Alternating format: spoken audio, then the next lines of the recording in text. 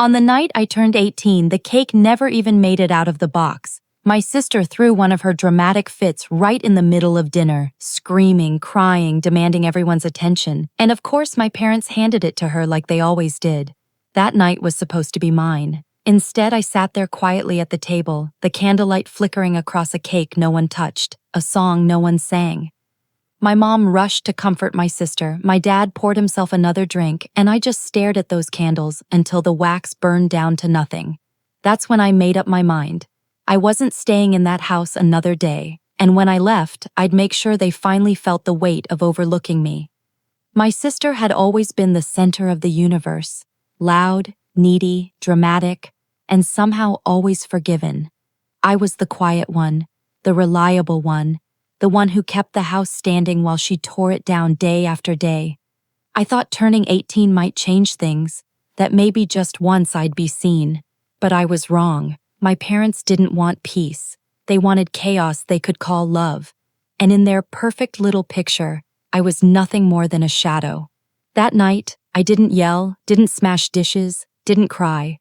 I let them believe I was swallowing it like always. But upstairs, I packed, calm, cold, methodical. Clothes, documents, savings, the little things I had bought myself, all folded away before they even noticed. Then I went after the things they never thought twice about.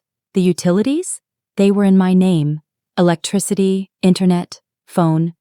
They said it was easier that way, since I was the responsible one. The school and activity contacts for my sister? Also me, because I always answered the phone. They had built their fragile little world on my shoulders. They just didn't realize it, until I stepped away. At midnight, I sat down at my laptop. Click, electricity scheduled to shut off. Click, internet disconnected. Click, family phone plan canceled. Then I wrote the emails. The school, her activity coordinators, the doctor's office. Every number they had listed as the main contact was mine. Now I replaced it with my sister's phone, knowing full well she never picked up. By sunrise, my name was gone from their safety net. And so was I.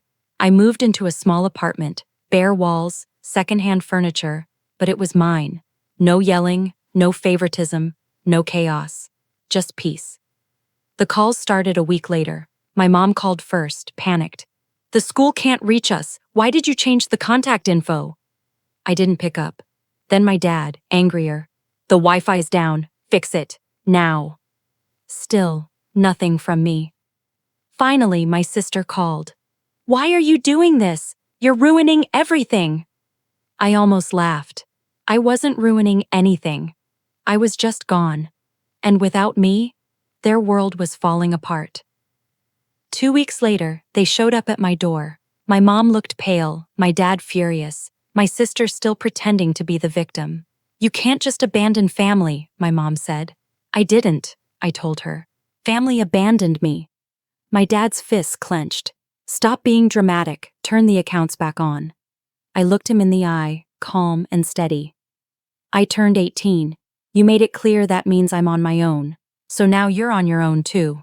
My sister's eyes filled with tears, not from guilt, but from fear of losing her comfort. For the first time, she wasn't the star, she was stranded, and in that moment they realized the quiet one they ignored was the one who had been holding all the strings.